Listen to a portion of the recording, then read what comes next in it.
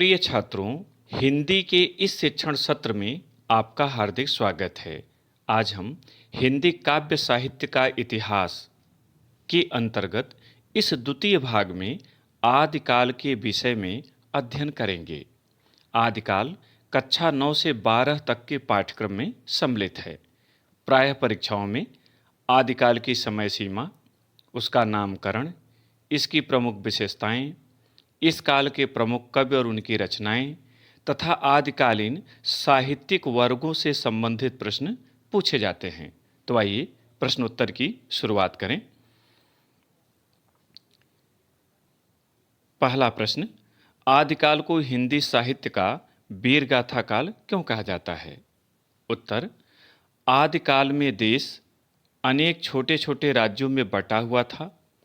इन राज्यों के राजपूत राजा आपस में साम्राज्य विस्तार अथवा ईर्ष्या द्वेष के कारण लड़ते रहते थे। इनके दरबारी कवि इनकी वीरता का अतिशयोक्तिपूर्ण वर्णन किया करते थे। चूँकि वीर रस का वर्णन ही आदिकालीन कविता का प्रमुख विषय रहा, इसलिए आदिकाल को वीरगाथा काल कहा जाता है। दूसरा प्रश्न, आदिकाल को हिंदी साहित्य में और किन नामों से जाना जाता है? उत्तर, सन 769 ईस्वी से 1343 ईस्वी तक के काल को हिंदी साहित्य में आदिकाल के नाम से पुकारते हैं। इसे वीरगाथा काल, बीजवपन काल, चारण काल, सिद्ध सामंत काल, संध्य काल आदि नामों से जाना जाता है। वीरगाथा काल, चूँकि इसमें वीरता संबंधी रचनाएं अधिक थीं। बीजवपन काल, जहाँ से बीज बोया जाता है वहीं से फसल उगती है, यहाँ हिंदी साहित्य का बीज बोया गया, इसलिए बीजवपन काल। चारण काल, उस समय सामंतों के दरबार में रहने वाले कवि जो उनकी स्तुति करके पारितोषिक प्राप्त कर जीवन यापन करते थे, उन्हें चारण कहा जाता था, इसलिए इसको चारण या भाट काल भी कहा जाता है। सिद्ध सामंत काल, उसमें बौद्धों में सिद्ध हुआ करते थे और शासक सामंत थे, इसलिए सिद्ध सामंत काल। और अपभ्रंश समाप्त हो रहा था, हिंदी का आरंभ हो रहा था, इसलिए इसको संधिकाल कहा गया। ये नाम दिए किसने? तो चारण काल, संधिकाल डॉक्टर रामकुमार वर्मा ने कहा। वीरगाथा काल आचार्य रामचंद्र शुक्ल ने कहा। आदिकाल आचार्य हजारी प्रसाद द्विवेदी ने कहा। सिद्ध सामंत काल राहुल सांकृत्यायन ने कहा। और बीजवपन काल महावीर प्रसाद द्विवेदी ने कहा। तीसरा प्रश्न, आदिकाल की प्रमुख प्रवृत्तियां अथवा विशेषताएं लिखिए। उत्तर, आदिकाल की प्रमुख प्रवृत्तियां निम्नलिखित हैं। ध्यान रहे कि प्रवृत्ति और विशेषता एक ही चीज है। पहला, आश्रयदाता राजाओं की प्रशंसा। दूसरा, युद्धों का सुंदर एवं सजीव वर्णन। तीसरा, ऐतिहासिक रचनाओं में कल्पना की अधिकता। चौथा, वीर रस के साथ श्रृंगार का भी वर्णन। और पांचवां, डिंगल एवं पिंगल भाषा का प्रयोग। 2 अंक के प्रश्न में अधिक से अधिक 4 आपको लिखने होते हैं, क्योंकि वहाँ आधे अंक की एक विशेषता मानी जाती है।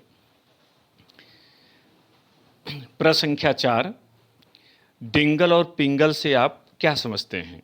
उत्तर, डिंगल और पिंगल आदिकालीन भाषा के नाम हैं।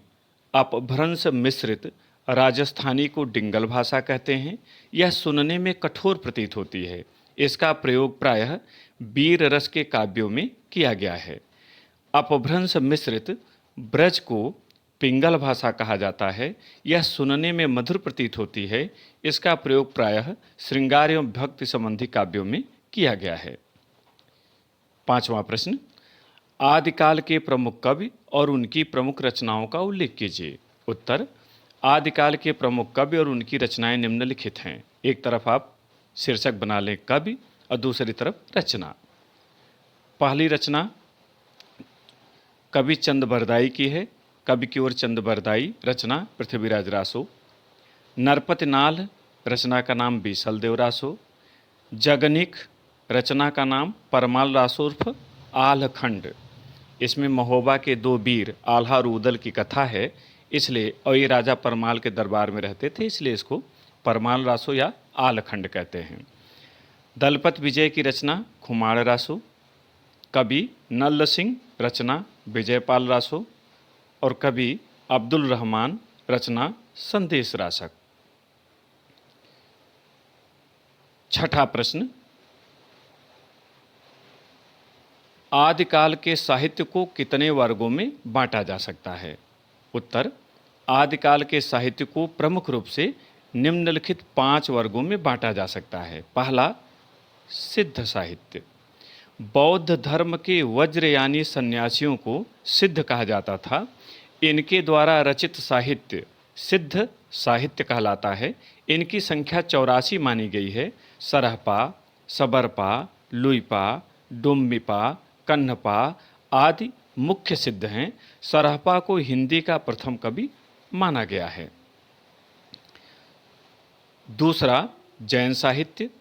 जैन साधुओं द्वारा रचित साहित्य जैन साहित्य कहलाता है। जैन साहित्य का सबसे लोकप्रिय रूप रास है। इनके ग्रंथों के अंत में यह जुड़ा हुआ है, जैसे शालिभद्र सूर्यकृत भरतेश्वर बाहुबली रास, विजयसेन सूर्यकृत रेवंत गिरि रास आदि। जैन मुनि देवसेन कृत श्रावकाचार हिंदी काव्य की प्रथम रचना मानी जाती है। तीसरा, नाथ साहित्य। भगवान शिव को आदिनाथ कहा गया है।